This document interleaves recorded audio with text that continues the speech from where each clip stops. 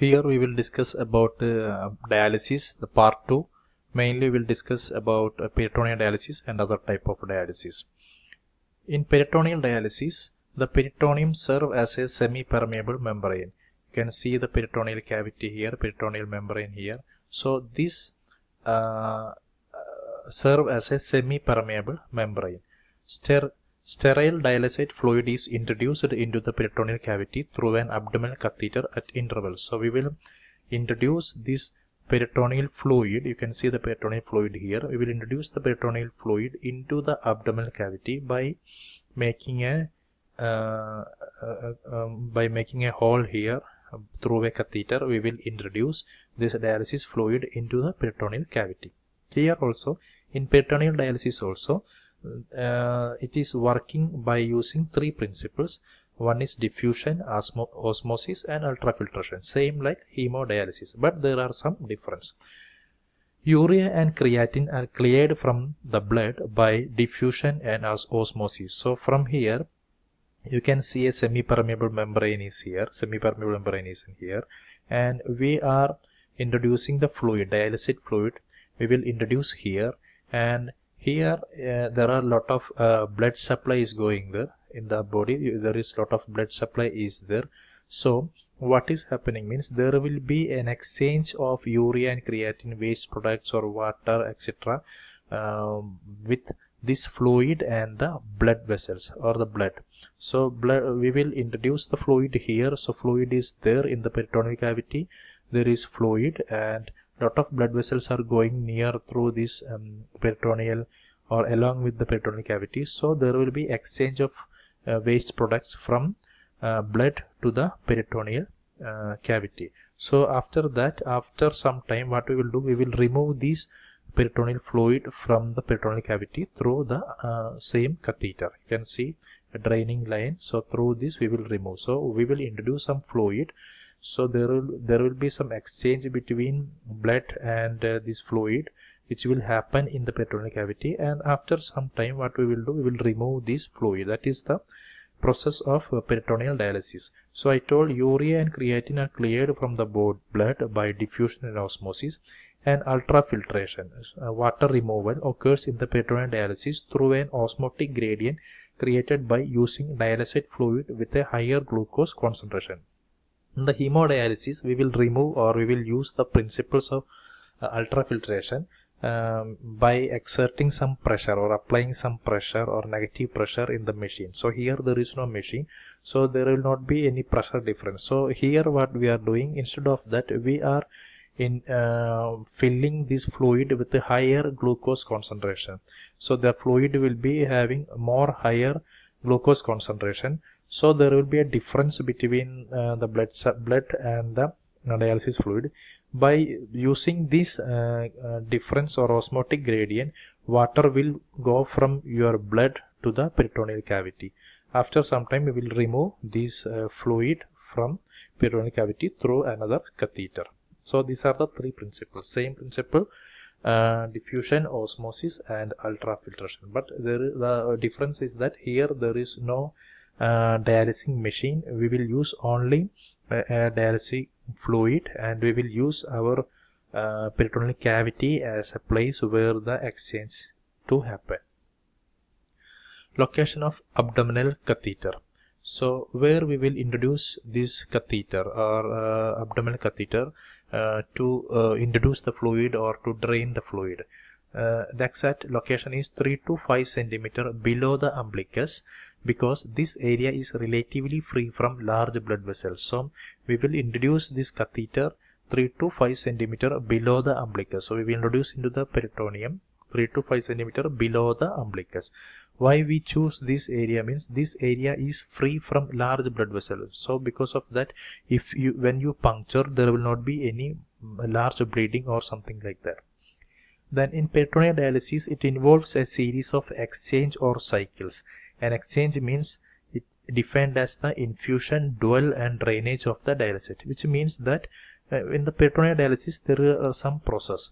The whole process is called as exchange. Exchange means first we will introduce or infuse dialysing fluid into the peritoneal cavity. That is the first section. we will introduce. And dual means we will keep that fluid for a particular time, maybe 30 minutes, 40 minutes, depends upon patient condition.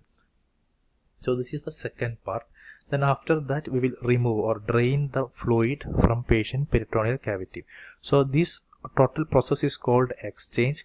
So this is the main process of peritoneal dialysis: infusion, dual, and drainage. Infusion means we will introducing the fluid or we will infusing the fluid into patient peritoneal cavity. Dual means we will keep this fluid for a particular time to for the exchange to happen.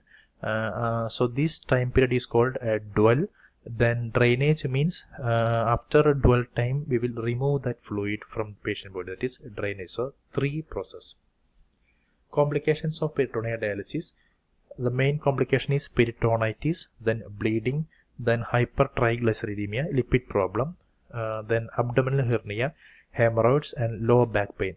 Why we choose peritoneal dialysis sometime for a patient over hemodialysis means actually hemodialysis is more powerful and more effective, but we use peritoneal dialysis in some case because in some patients they may have some allergy to heparin, because in hemodialysis we use heparin because to avoid clotting of blood we use heparin. So some patient may have allergy to heparin. In that case we can use peritoneal dialysis. And in some patients who are very old or weak, they cannot go for a hemodialysis, because in hemodialysis your blood the fluid balance will be changed immediately. There will be a sudden shift of fluid from patient body, so it may affect our patient cannot withhold with that. So in that case we can use peritoneal dialysis. These are some of the indication for peritoneal dialysis. Types of peritoneal dialysis. Peritoneal dialysis also there are three types: acute intermittent peritoneal dialysis, continuous ambulatory peritoneal dialysis, continuous cyclic peritoneal dialysis, CCPD. Continuous ambulatory peritoneal dialysis means CAPD. So actually the principle or the process, everything is same for in the peritoneal dialysis, but there are some difference. Like continuous ambulatory peritoneal dialysis means the patient can move there and here when doing this peritoneal dialysis. After introducing this fluid, we will attach this bag with the patient so that patient can go here and there. He can move, and after some time we will drain that fluid. And continuous cyclic peritoneal dialysis means in the night time when patient will sleep, that time we will introduce this fluid to the patient, and the morning time when patient or the daytime we will remove that. So depends upon this type of technique. We divide this peritoneal dialysis into three: acute intermittent peritoneal dialysis, continuous ambulatory peritoneal dialysis or CAPD. Then third one is continuous cyclic peritoneal dialysis. This is not important. Just remember these terms and the three different type of peritoneal dialysis. Then the last third type of dialysis. We discussed the first about hemodialysis, second peritoneal dialysis. Third one is continuous renal replacement therapy or CRRT.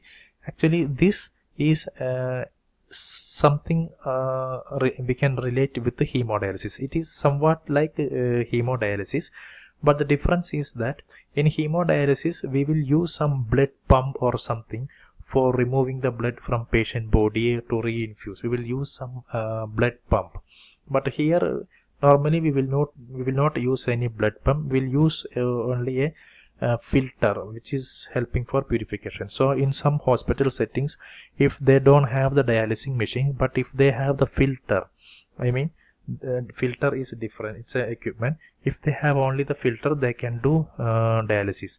Even the hospital is not having a dialysis machine, they can do dialysis for patient by using this method. In this method we are not using any blood pump or something.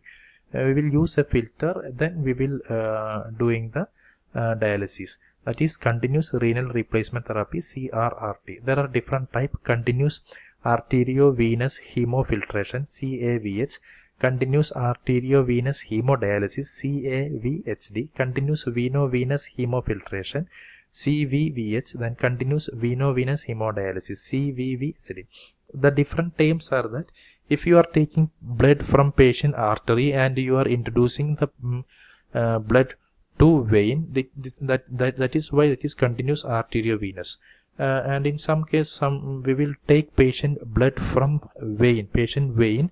After dialysis or purification, we will again introduce into the vein, that is veno-venous. So there are different types, and here we don't have any particular blood pump or something like that, like we use in hemodialysis. Here we use some pressure.